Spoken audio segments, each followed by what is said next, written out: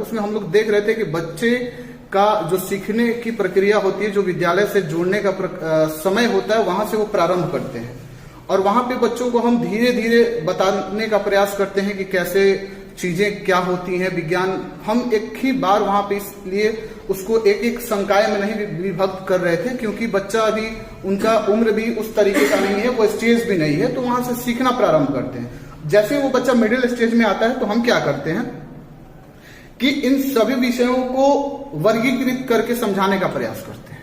उससे क्या होता है कि बच्चे में एक समझ विकसित हो जाती है, बच्चा समझने लगता है और आत्म मूल्यांकन की स्थिति में भी जाता है।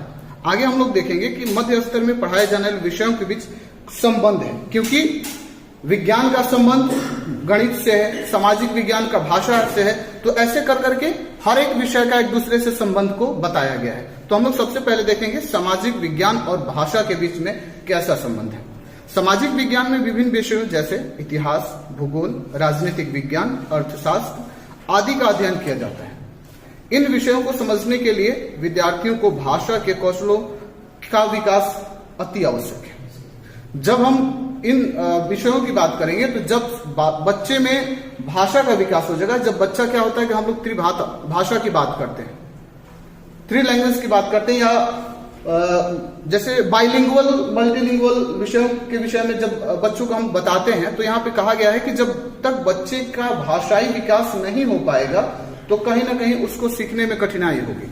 और ऐसे में जब हम सामाजिक विज्ञान के विषय में बात करते हैं तो उसमें बताया गया है कि इतिहास हो, भूगोल हो, राजनीति शास्त्र हो या अर्थशास्त्र हो, इसका संबंध कहीं ना कहीं भाषा से है, क्योंकि जब बच्चा भाषा सीख जाता है तो भाषा के माध्यम से हम बच्चों को इन सभी विषयों के बारे में समझाने और बताने का प्रयास करते हैं। उदाहरण के लिए यदि हम बात करें तो इतिहास के अध्ययन के लिए विद्यार्थियों को पाठों को पढ़ना, समझना और उनका विश्लेषण करना होगा। यदि हम देखें कोई बच्चा है, यदि वो पढ़ नहीं पाता है, समझ नहीं पाता है, तो तथ्य क्या है, सिद्धांत क्या कह रहा है या फैक्ट्स क्या है, वो बच्चा हमसे कैसे साझा कर पाएगा। या एक शिक्षक के नाते जब हम इन चीजों को कक्षा कक्ष में प्रस्तुत करते हैं, यदि वो उस बच्चे का भाषाई विकास नहीं हो पाया है तो ये कहां तक संभव है कि बच्चा उस जो मैं बताना चाहता हूं वो बच्चा कैसे सीख पाएगा। तो इसके लिए जरूरी है कि बच्चे में भाषाई विकास हो। भूगोल के अध्ययन के लिए विद्यार्थियों को मानचित्र और ग्राफ पढ़ाना होगा। राजनीतिक विज्ञान के अध्ययन के लिए विद्यार्थियों को तर्क और विश्लेषणात्मक सोच की आवश्यकता होती है। अब हम बात करेंगे कला और संगीत के विषय में। इन दोनों का भी आपस में संबंध है। कला और संगीत दोनों विषयों में रचनात्मकता और अभिव्यक्ति की क्षमता का विकास होता है। रचनात्मकता क्या है और दूसरा बात कहा गया है अभिव्यक्ति। इसमें दो विषय पे हम बात करेंगे कि रचनात्मकता इन द सेंस की इनोवेशन। बच्चा क्या होता है कि कला एक ऐसी चीज है, आर्ट एक ऐसा चीज है या एक ऐसा भाग है जहां पे कि हम नई नई चीजों को बनाते हैं, नई नई चीजों को खोजते हैं। चाहे हम संगीत के विषय में बात करें तो संगीत में तमाम ऐसी चीजें, स्टेप्स पड़े हैं जिनको हम जिसका प्रस्तुतिकरण जब एक कलाकार स्टेज पे मंच पे जाता है और वो कलाकार अपना प्रस्तुतिकरण देता है तो वो क्या करता है कि उसकी अभिव्यक्ति, उसका प्रेजेंटेशन कितना इफेक्टिव हो सकता है, इस बात पे निर्भर करता है कि उसकी कला कैसी है। मेरे अंदर मैं बहुत कुछ जानता हूं लेकिन मेरी अभिव्यक्ति उस तरीके की नहीं है, मैं उसको अभिव्यक्त नहीं कर पा रहा हूं, तो मेरे अंदर तमाम चीजें पड़ी हुई हैं, मैं बहुत कुछ जानता हूं, लेकिन जब तक मैं उसको प्रस्तुत नहीं कर पाऊंगा तो लोग सामने वाले, चाहे वो ऑडियंस हो या फिर विद्यालय में हमारे विद्यार्थी, कैसे वो समझ पाएंगे। अब शारीरिक शिक्षा और नैतिक शिक्षा के विषय में हम बात करेंगे। शारीरिक शिक्षा और नैतिक शिक्षा दोनों विषयों का उद्देश्य विद्यार्थियों का सर्वांगीण विकास करना है। यहां पे कहा गया है नैतिक शिक्षा। जब तक हमारा मोरल डेवलपमेंट नहीं होगा, जब हम बच्चों में नैतिकता का विकास नहीं कर पाएंगे तो कहीं ना कहीं वो बच्चे ना तो हमारे समाज से कनेक्ट कर पाते हैं, ना हमारे आसपास पड़ोस और विद्यालय से जब बच्चा संबंधित थोड़ा थोड़ा कटने लगता है तो कभी कभी आपने सुना होगा या हम सभी सुनते हैं कि इसमें नैतिकता की कमी है।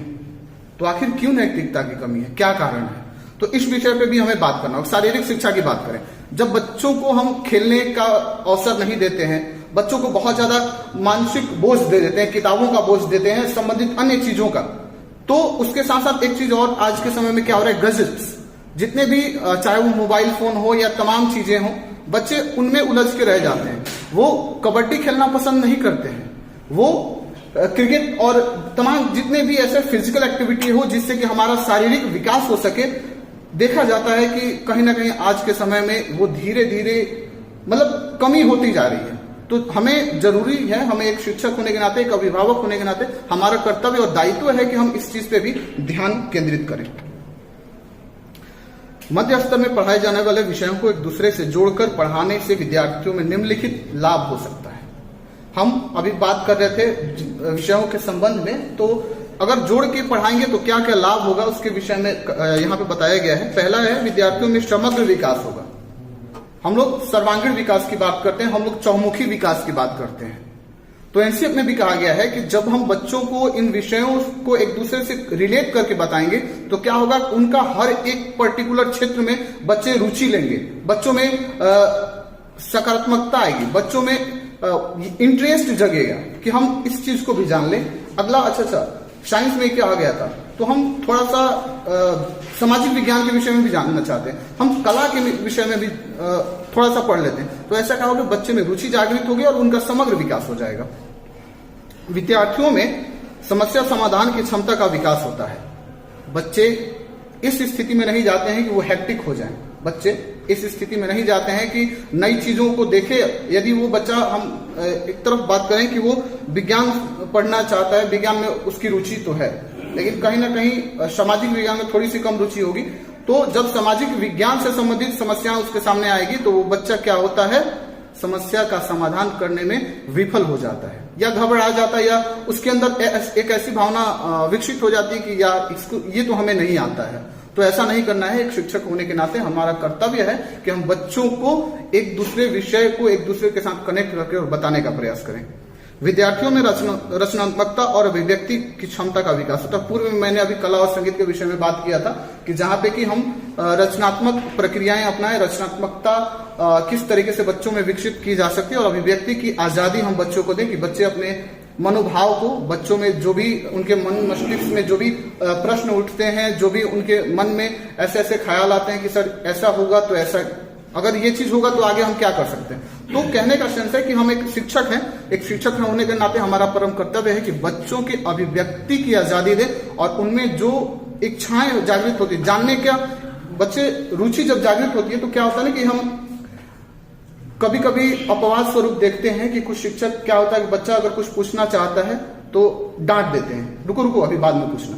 तो इससे क्या होता है कि बच्चा डर जाता, सहम जाता, या फिर उसके अंदर जो रुचि जागृत हो रही है वो वहां पे मतलब विलुप्त होने लगती है कि नहीं मैं पूछ रहा हूं तो सर डांट रहे हैं या फिर हमारे सहपाठी हमारा मजाक उड़ा देंगे। इस तरीके से बच्चे में नहीं होनी चाहिए। हम एक शिक्षक होने के नाते हमारा कर्तव्य है ऐसा।